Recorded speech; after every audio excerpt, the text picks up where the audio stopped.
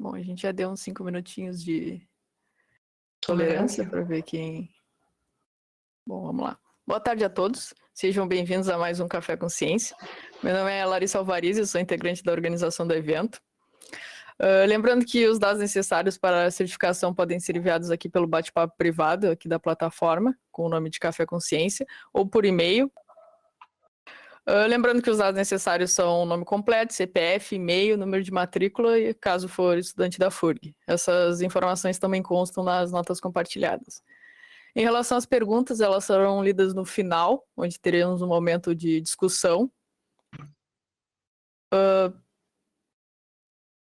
Em relação às nossas redes sociais, os links para vocês acessarem elas, tanto o canal no YouTube, quanto o Instagram, o Facebook, eles estão aqui nas notas compartilhadas também. E agora a gente tem uma novidade, que no mês que vem o Café com Ciência acontecerá pelo canal institucional da FURG no YouTube. Então, fiquem ligados nas nossas redes sociais para as próximas informações. E o tema da reunião de hoje é estudos de ecologia trófica em aves aquáticas. E quem vai apresentar ali para a gente vai ser a Cíntia Negrini Fernandes, que é bacharel em Ciências Biológicas pela Universidade Federal do Rio Grande, mestre em Biologia de Ambientes Aquáticos Continentais. No mestrado, ela estudou a utilização de recursos pela ave herbívora tarrã, Cauna torquata, por meio de técnicas convencionais, isótopos estáveis e análise molecular, assim como a dieta de ovinos e bovinos em áreas adjacentes da Estação Ecológica do Taim. Atualmente é pesquisadora no projeto de monitoramento do Porto de Rio Grande e integrante do Laboratório de Aves Aquáticas e Tartarugas Marinhas da FURG. Bom, agora eu passo a palavra para a Cíntia e boa palestra a todos. Boa tarde, pessoal, ou boa noite, né? Dependendo de onde vocês estão. Eu vou apresentar, então, um trabalho intitulado Estudos de Ecologia Trófica em Aves Aquáticas.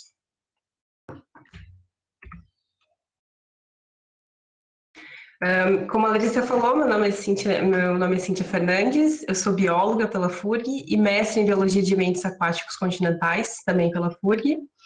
E atualmente eu sou pesquisadora no projeto de monitoramento ambiental continuado do Porto de Rio Grande. Eu separei essa palestra, então, em 4 grandes tópicos. O primeiro eu vou tratar sobre o que é ecologia trófica, falando um pouco do histórico da ecologia trófica. Depois, falando sobre como estudar a ecologia trófica e alguns exemplos de análises em aves, né, com métodos diretos e indiretos. E, no final, alguns exemplos de estudos com aves aquáticas. Para começar, então, o que é ecologia trófica, né? Ecologia é o que o termo fala, eco significa casa e logia significa estudo. Então, seria um estudo de todas as relações entre os organismos em si e o meio ambiente. Normalmente, a gente analisa os reflexos dessas relações, né? Tanto na abundância dos organismos, na distribuição, no aumento da população.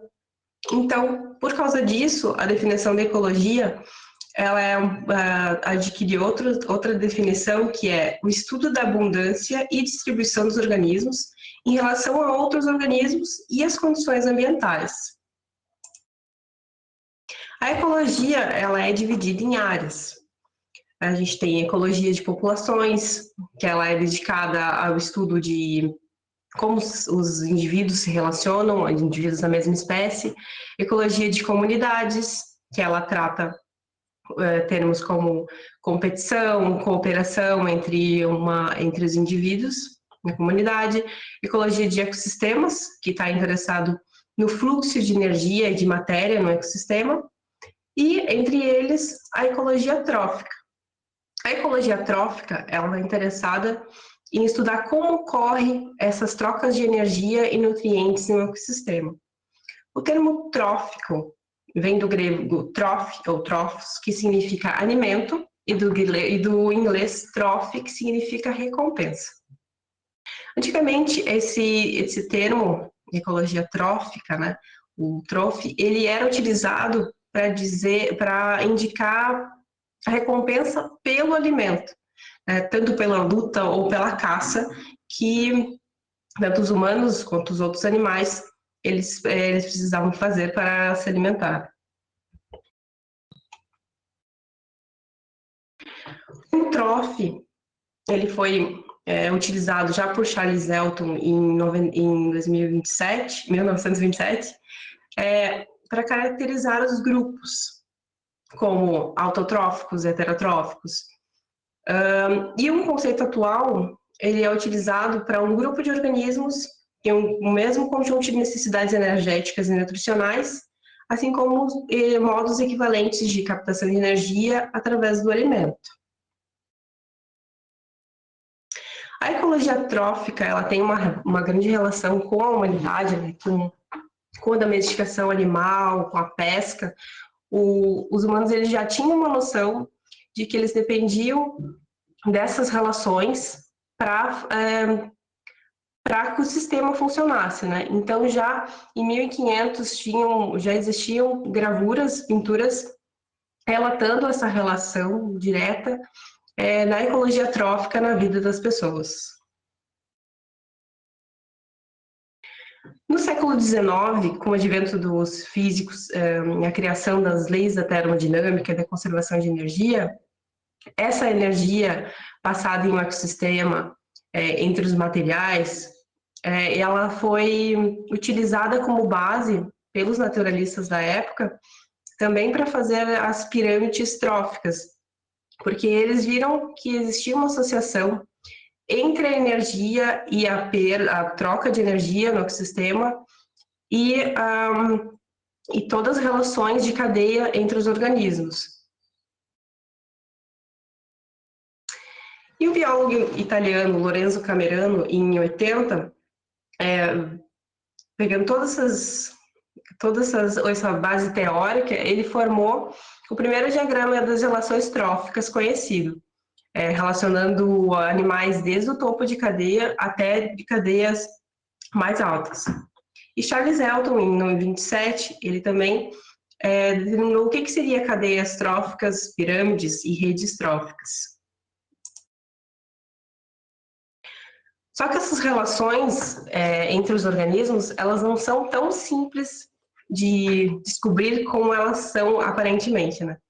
Então, em um estudo de 58, realizado por MacArthur, ele descobriu que as espécies que ocupam o mesmo ecossistema, elas podem ocupar porções diferentes, distintas, em um mesmo local. Então, ele percebeu que as espécies elas poderiam coexistir no mesmo ambiente sem que houvesse competição ou que elas utilizassem o mesmo recurso.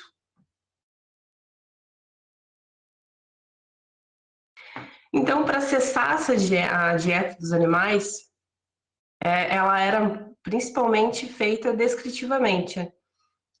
E na década de 60 a 70, alguns pesquisadores viram que era possível quantificar essa dieta, né, com base na utilização de recursos pelos animais, né?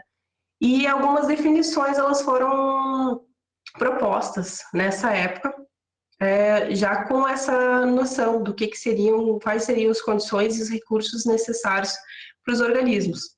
Alguns termos como nicho trófico foi definido também, que é uma das dimensões do nicho, né? Como Hutchinson em 57 definiu, que o nicho seria esse hipervolume n-dimensional, onde o n seria formado pelas condições e os recursos que os organismos necessitam e que isso interfere no modo de vida dos organismos. Então, partindo do nicho, ele é dividido, então, em nicho fundamental, que é todas as condições e os recursos necessários para um indivíduo, isoladamente, e o nicho realizado, que é o nicho real, onde a espécie, o que é encontrado na natureza, onde o indivíduo ele é observado junto com outras espécies.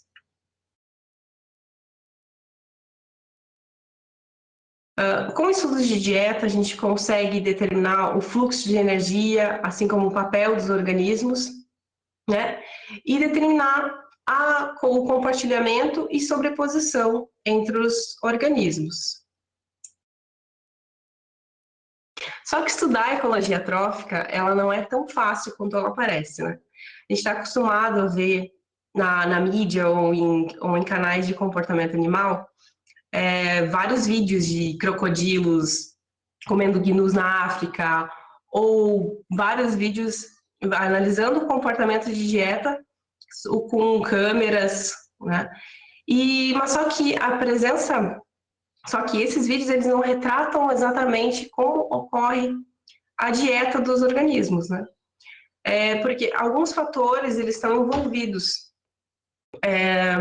na dieta, na obtenção de recursos pelos indivíduos. E a presença do observador, ele às vezes pode causar alguns problemas, tanto para o indivíduo, que ele pode não estar se alimentando na dieta natural dele, assim como também aumentar a vulnerabilidade a predadores. Então, por isso, a gente precisa, para estudar a ecologia trófica, a gente precisa coletar esses dados e extrair essas informações. E para isso, a gente tem várias técnicas que são utilizadas para determinar a dieta de uma forma a retratar a dieta natural do organismo.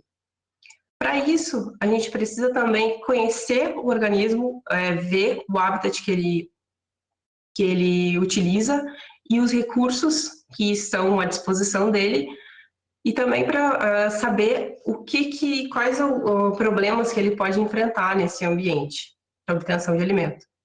E também um dos temas principais para iniciar uma pesquisa com a ecologia trófica é definir o que você quer descobrir com essa pesquisa.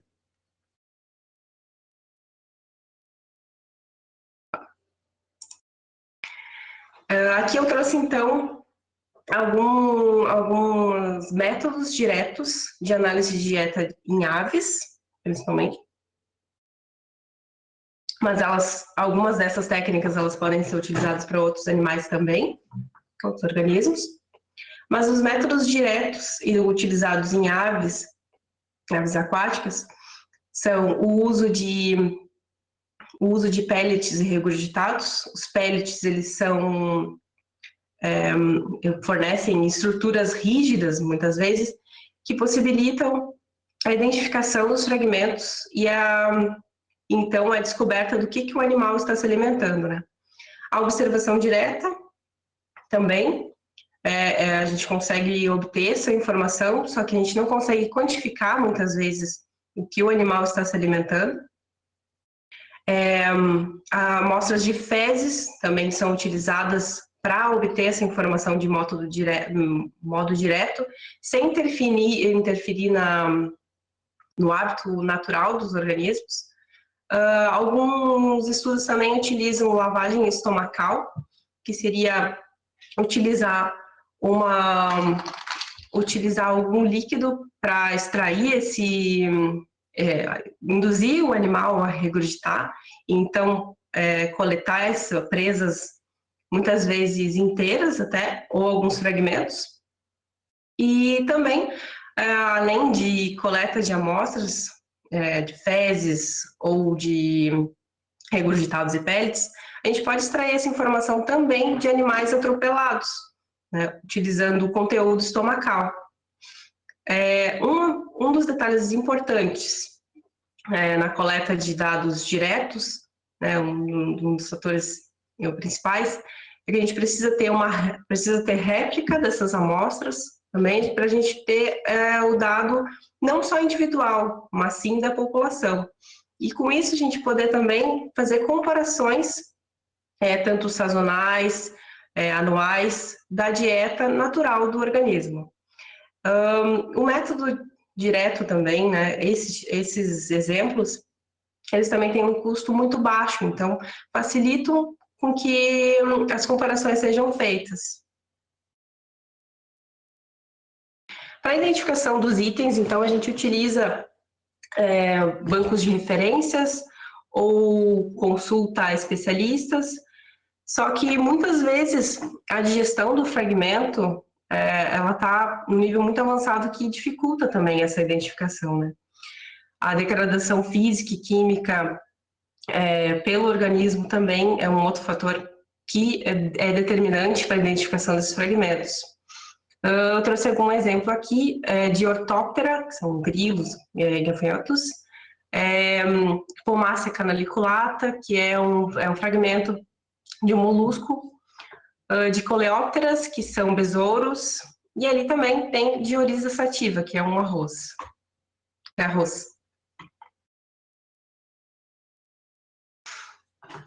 Partindo um pouco, então, saindo então da dieta do onívoro, né, da identificação desses fragmentos, a gente também consegue identificar os fragmentos dos herbívoros, também utilizando caracteres diagnósticos para determinar a família ou espécie a nível individual, né? Aqui tem um exemplo da Eichhornia craspis, que é uma macrófita aquática, que com base em bancos de referência, a gente consegue identificar de que fragmento, de qual planta é esse fragmento. Só que para a dieta de herbívoros em particular, o tempo da análise ele é muito demorado, é uma técnica muito demorada. Então, como a gente vai ver nos próximos slides, existem outras técnicas que favorecem uma redução do tempo de análise.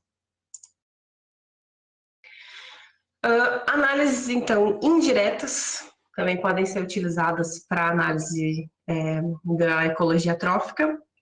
Uma delas é a análise de isótopos estáveis. Isótopos estáveis são átomos de um mesmo elemento químico, com diferença no número de prótons, e então a gente consegue analisar os isótopos. Para a ecologia trófica, os mais utilizados são o carbono e o nitrogênio. O carbono, a gente consegue extrair informações de habitat, principalmente pela diferença existente no ciclo fotossintético das plantas. Então, a gente consegue pegar esses valores de carbono e deduzir a qual base a cadeia, qual é a base da cadeia, né? Determinando se o ciclo, se as relações tróficas elas começam numa base C3, que teriam valores mais negativos, ou numa base C4, que teriam valores mais positivos. E o nitrogênio a gente consegue utilizar para definir o nível trófico dos organismos, onde a base da cadeia tem valores menores e a cada nível trófico o valor do nitrogênio ele tem um enriquecimento trófico. Para os isótopos estáveis, a gente consegue utilizar os valores de isótopos contidos nos tecidos, e cada tecido escolhido, cada tecido do animal, ele vai ter respostas diferentes devido ao metabolismo do tecido, né? A taxa de renovação tecidual. Também, para fazer análise de isótopos estáveis, a gente precisa dos valores das presas, então a gente precisa fazer essa prévia identificação do que o animal está consumindo, assim, então determinar quais as presas que eles estão utilizando com maior frequência, para pegar esses valores, pegar os valores dos tecidos dos organismos e das presas, e analisar um equipamento chamado espectrofotômetro de massa de razão isotópica, que vai gerar um valor e a gente conseguir, então, fazer essas análises, fazer essas inferências.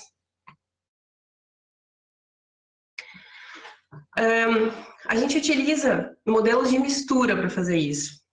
Como que funciona? Imaginem que a gente tem um recurso com valor determinado de carbono e de nitrogênio e outro recurso com valor de carbono e nitrogênio.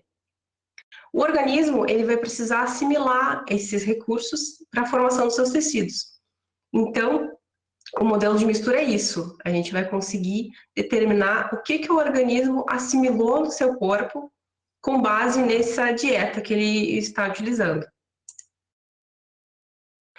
Aqui, então, falando um pouquinho dessas fontes alimentares, desses recursos que os organismos utilizam, e como a gente consegue analisar eles no modelo de mistura. Aqui é uma saída do modelo de mistura, em que três fontes alimentares foram utilizadas, e a gente consegue ver aqui, ó, que os valores, aqui a gente tem um plot da assimilação já nos tecidos, e aqui está a importância de se conhecer o que o animal está consumindo para poder colocar esses valores e fazer a análise no modelo de mistura e determinar o que realmente está sendo assimilado.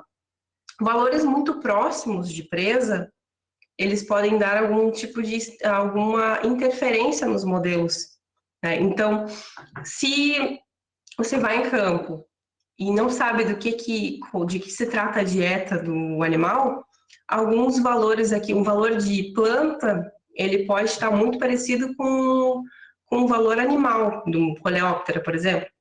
Então, o modelo de mistura, ele é muito dependente, as análises de isótopos estáveis, ela é muito dependente do que o animal consumiu, né? Então, valores aleatórios, eles não fazem muito sentido no modelo. Precisa saber o que o animal consumiu para extrair esse valor de isótopo estável, e utilizar ele, então, no modelo de mistura.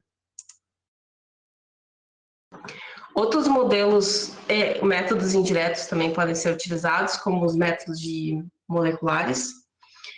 Com o advento da tecnologia molecular mesmo, foi possível determinar qual é o conjunto de letrinhas que cada organismo tem, ou qual conjunto particular que os organismos têm. Então, foi estipulado, então, o DNA barcoding, que é esse conjunto de letrinhas particular de um indivíduo. Com base nesse conjunto de letrinhas, nesse DNA barcoding, a gente consegue utilizar ele na ecologia trófica para determinar o que o organismo está consumindo. Em uma amostra de um onívoro, por exemplo, você vai ter várias presas ali naquela amostra, e com base nesses métodos moleculares, o código de barra particular de cada espécie vai estar contido ali naquela amostra. Então, com o advento no sequenciador, a gente consegue determinar a qual presa o animal está consumindo. E isso, então, possibilita analisar várias amostras ao mesmo tempo e reduzir o tempo de análise no laboratório. Aqui eu trouxe um exemplo de como funcionaria essa análise com amostras de fezes. Das amostras de fezes, a gente consegue extrair o DNA com uma PCR. Nessa PCR, então, a gente manda para um sequenciador, a gente vai obter esses dados e, associado a isso, a gente precisa ter a informação das presas que o animal está consumindo, com informações no GenBank, que é um site que é um banco de dados de todos os organismos presentes, já estudados, eles estão nesse banco de dados. Então, utilizando esse banco de dados, mais o banco de referências particular, quer dizer, do pesquisador, né? Associando, então, esses dados, a gente consegue fazer as análises computacionais e determinar a que organismo o animal está consumindo. Então, partindo então para aplicações de aves aquáticas, eu trouxe aqui alguns exemplos no laboratório de aves aquáticas e tartarugas marinhas, e vocês podem ver que os trabalhos são bem diversos, né?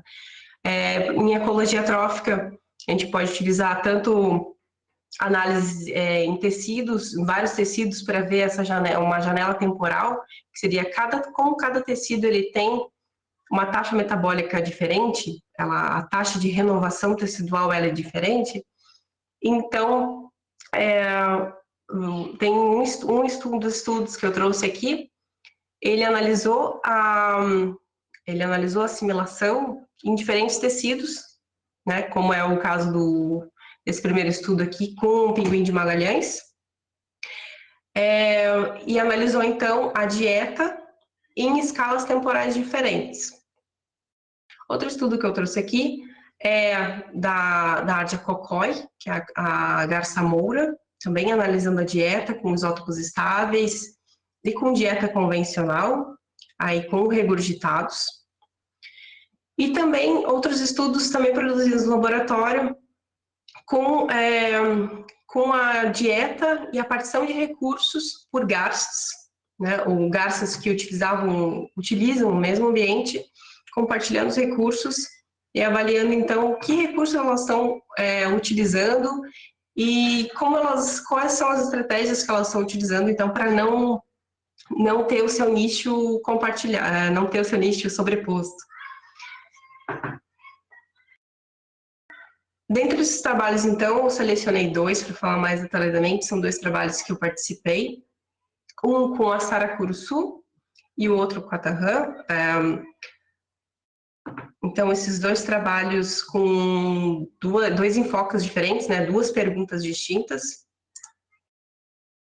O primeiro, com a Sara Curuçu, que é uma ave que foi muito atropelada, né, estava tendo muito problema com atropelamento em rodovias no Rio Grande do Sul.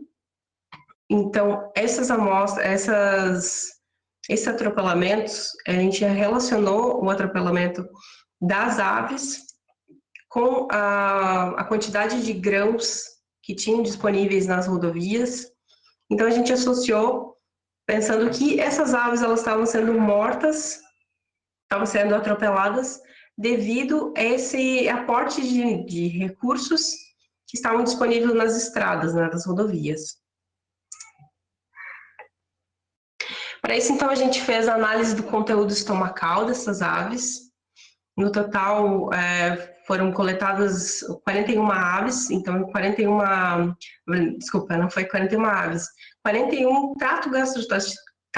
trato gastrointestinal das aves. Então, com esse trato gastrointestinal, esses estômagos, a gente conseguiu extrair informações, então, do que a Sara Curuçu estava utilizando. Nisso a gente encontrou restos de moluscos, Panorbide, Pomacia columbiculata também, que é um outro molusco associado aos arrozais, Ortóptera, arroz e Coleóptera. Aqui também, ó, tem um exemplo da característica diagnóstica de um tatuzinho de jardim. Essa aqui é uma foto de uma amostra que foi encontrada na dieta, num dos estômagos. Então, com base nesse caractere diagnóstico, a gente conseguiu identificar a que animal pertencia. No estudo, a gente descobriu que boa parte da dieta da ave, ela era composta de Pomacia caneloculata, que é esse molusco. Também era composta por arroz, uma boa quantidade numérica, que é a frequência de ocorrência, a porcentagem numérica, a porcentagem em massa. E aqui é um cálculo que relaciona todos esses índices, né, que indica o que o animal realmente está utilizando de recurso, qual que é a importância dos recursos no modo geral. O arroz, ele teve uma grande importância por esse índice, mas só que a frequência de ocorrência da Pomacia foi superior, enquanto que em relação à proporção numérica, os anfíbios tiveram uma grande importância.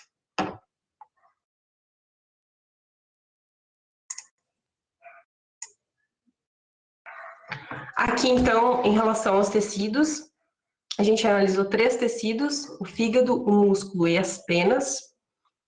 Eles têm respostas, como eu falei para vocês, têm respostas metabólicas diferentes. Então, o fígado, ele tem uma taxa de inervação em aves em torno de 4 dias, o músculo em torno de 12 dias, e as penas, a gente utilizou penas em crescimento, que é diferente de utilizar penas já sintetizadas pelo organismo.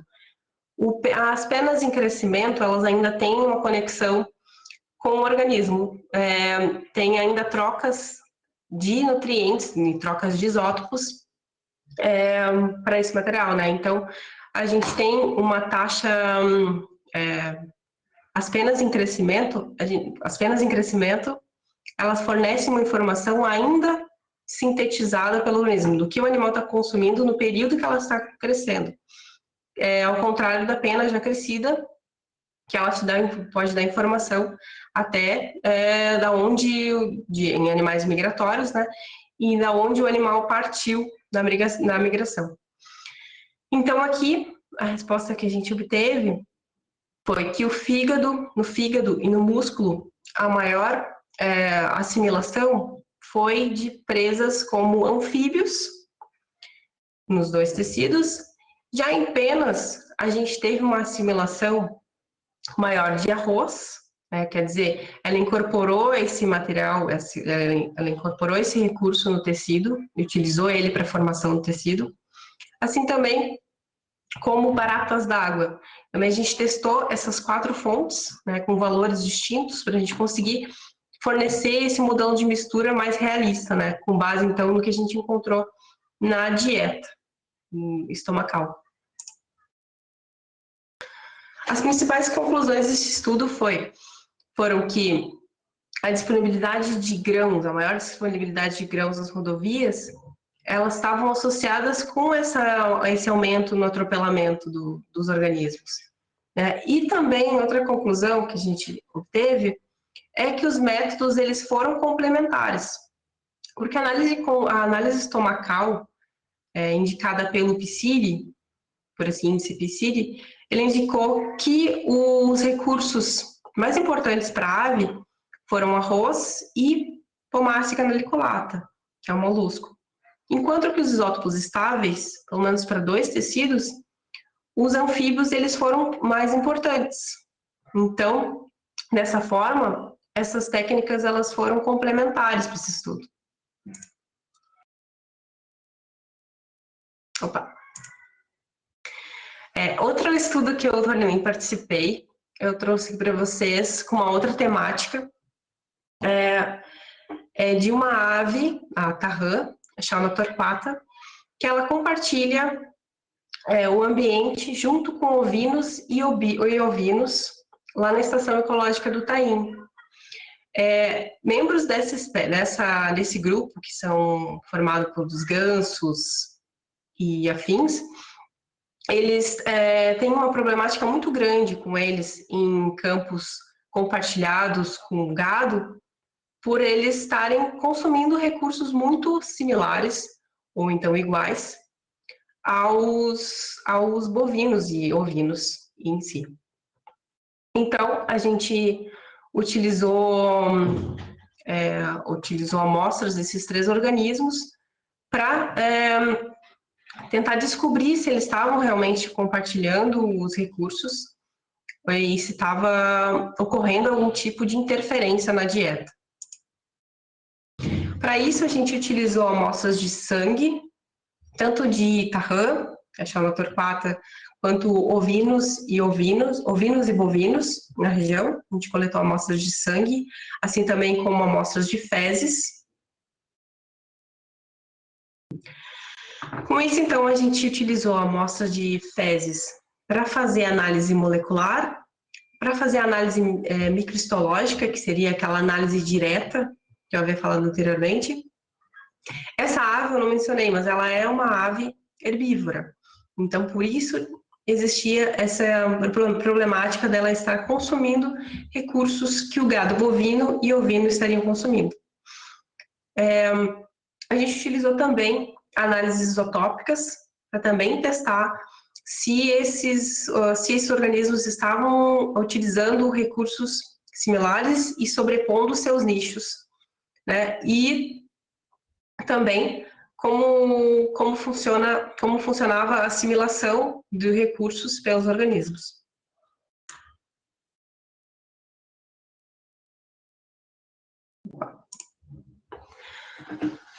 Aqui, então, além dessas amostras, dessa separação das amostras, né, cada amostra coletada, ela foi separada em 3 fragmentos, então, uma para microhistologia, outra para molecular e outra para análise de isótopos.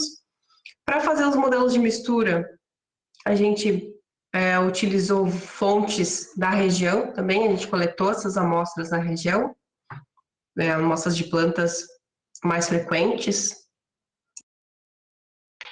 E para fazer a análise, descobrir o que os animais estavam consumindo, a gente utilizou, então, características diagnósticas existentes nos fragmentos encontrados. Aqui eu trouxe um exemplo de uma poace, a Laercia exandria. A gente consegue ver na figura estômatos, né, da folha, assim como outras estruturas pertencentes à família, a poace, como cerdas e corpos de sílica. Não sei se estão aqui, dá para ver claramente. Para isso, a gente precisou, então, verificar essas amostras, conferir as amostras, junto a uma coleção de epidermes, que ela já existe na FURG, a coleção de epidermes digitais da botânica, assim também com o auxílio de especialistas da botânica e guias de identificação para herbívoros. Para análise de dados, então, na microhistologia, a gente fez a contagem desses fragmentos e a estimativa em área, porque como a amostra ela é uma amostra muito grande, então a gente precisa tirar alíquotas dessa amostra para fazer essa estimativa em área e também fazer a contagem numérica, né, em área, e então extrair essas informações. Na dieta inferida pela microhistologia, a gente percebeu que a dieta dos organismos ela foi bem diferente, né? Em comparado à dieta dos bovinos e ovinos, comparado à Chaldea torquata, eles utilizaram recursos diferentes. Aqui, então, ovinos e bovinos, eles utilizaram em maior proporção plantas da família Poaceae, enquanto que a Chaldea torquata, ela utilizou plantas da família, do grupo, né, Eudicotyledone.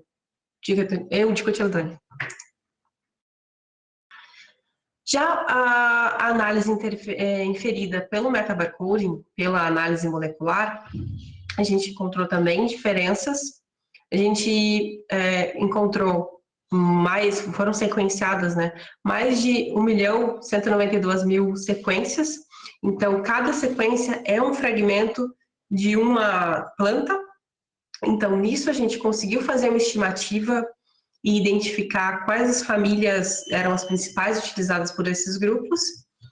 E Chaldea torquata ela utilizou em uma maior proporção Poaceae, seguindo de Fabaceae e algumas plantas aquáticas, enquanto que os ovinos utilizaram principalmente Onagraceae e os bovinos utilizaram principalmente Asteraceae e Poaceae. Já em relação aos isótopos estáveis, a gente também encontrou diferenças entre os grupos, em que a Chaldea torquata utilizou principalmente plantas leguminosas, enquanto que os ovinos e bovinos, a gente encontrou que ovinos utilizou principalmente plantas da família Ciperaceae e algumas outras plantas C3, enquanto que os bovinos utilizaram principalmente plantas do ciclo C4.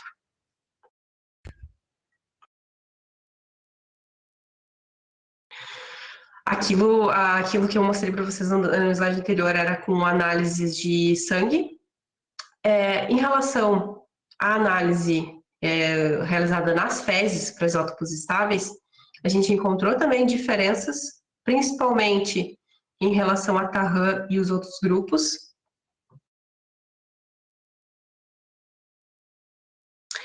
E já na comparação das técnicas, né, e avaliação, a gente encontrou outros, além da não sobreposição da dieta entre os grupos, a gente encontrou que boa parte da dieta de Tarran ela é composta por Poaceae, principalmente utilizando métodos moleculares e de microhistologia, E uma dessas plantas em particular, é a Lucila piruviana, que é uma poácea, e é uma macrófita aquática nativa. Nas áreas amostradas, ela é uma espécie que ocupa principalmente áreas de orizicultura.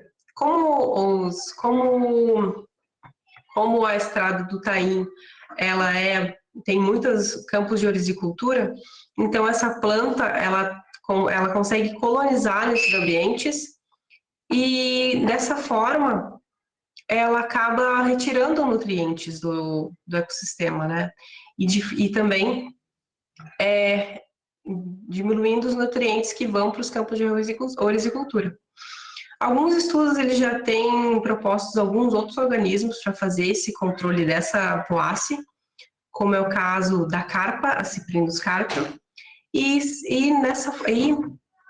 no nosso estudo a gente descobriu que a Xenotor 4 está fazendo esse controle de forma natural, ou seja, ela tem um papel importantíssimo no controle biológico dessa poácea de forma natural.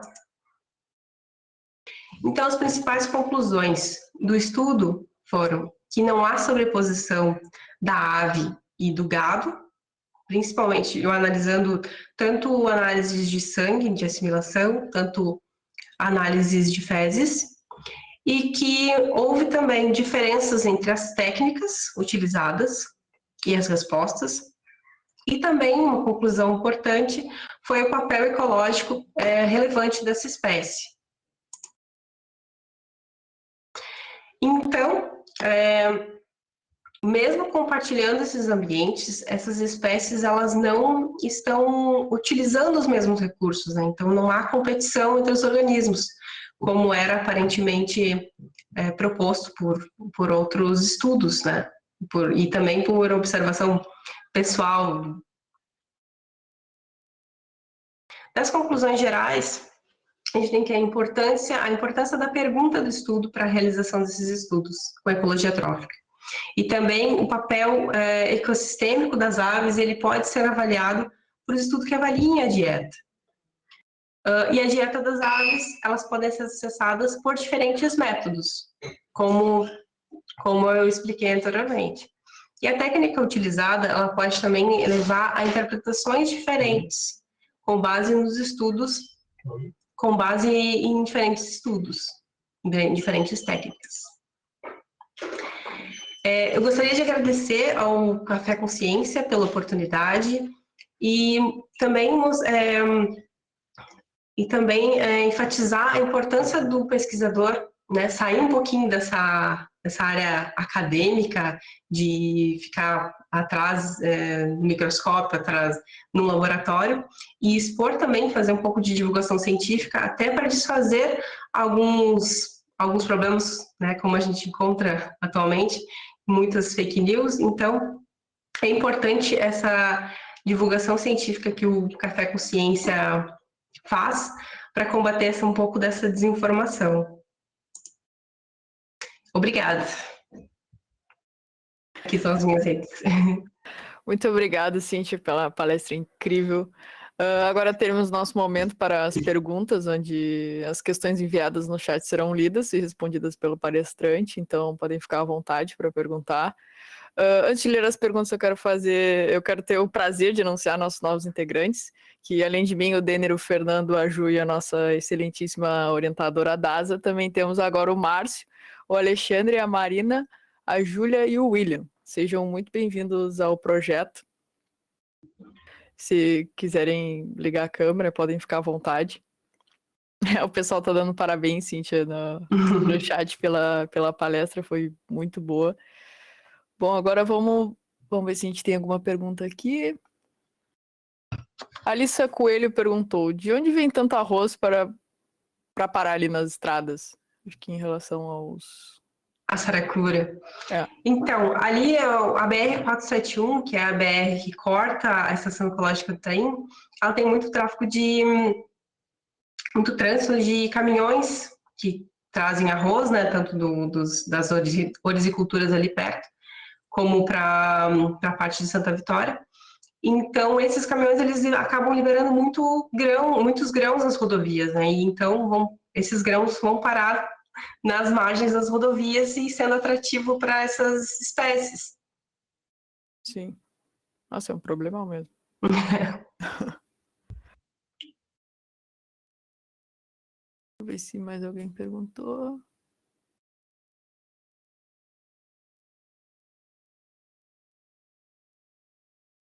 Podem ficar à vontade para fazer pergunta, pessoal. Vou esperar mais uns minutinhos para ver se vai ter mais alguma.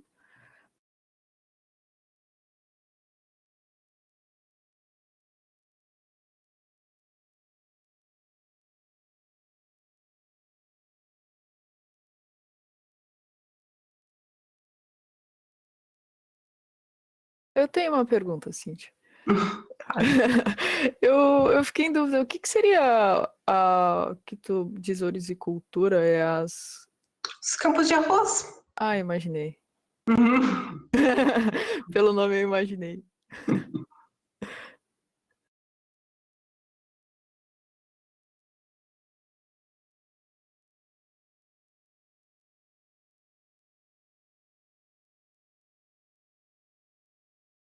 Ah, Elisa Coelho perguntou Obrigada, se pode pessoal. fornecer Oi? o e-mail. Ah, sim, tá na tela, não tá aparecendo? Ah, sim, tá na tela, verdade. Tá na tela ali, Elisa, o e-mail e as redes sociais dela. Se tiverem alguma dúvida também, podem entrar em contato.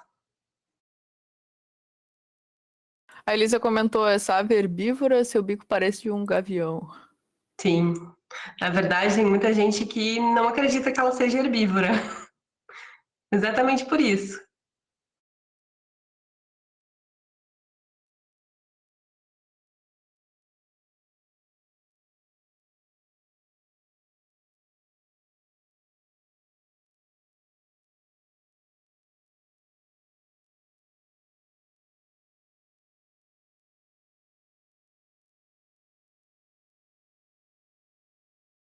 Tem dimorfismo sexual? Olha, dimorfismo sexual, ela tem uma leve diferença entre esse anel que ela tem, a Tahana, ela tem uma diferença no anel que ela tem no pescoço, esse branco com preto. Só que eu não sei te dizer qual que é o macho e qual que é fêmea agora. Sim. Bom, acredito que não vai ter mais nenhuma pergunta, então eu agradeço mais uma vez pela participação e por aceitar o convite, Cíntia. Foi uma palestra Eu que muito agradeço. boa. Enfim, o chat já fala por si, né? O pessoal adorou. A Cindy comentou que o macho é A levemente macho é maior. maior. E acho que é isso. Muito obrigada pela presença de todos. E repetindo novamente as boas-vindas aos nossos novos integrantes e agradecendo novamente a Cíntia. Acho que é isso, pessoal. No próximo mês, o nosso Café Consciência vai ocorrer no canal institucional da FURG, no YouTube. Então, fiquem ligados nas nossas redes sociais, que a divulgação vai ocorrer por lá. E reforçando mais uma vez os certificados, se alguém não mandou, ainda dá tempo de mandar aqui para ser gerada a certificação, aqui no chat privado do Café Consciência ou no nosso e-mail. E nossas redes sociais estão nas notas compartilhadas. Muito obrigada pela presença de todos e por hoje é só, pessoal. Obrigada, pessoal. Tchauzinho.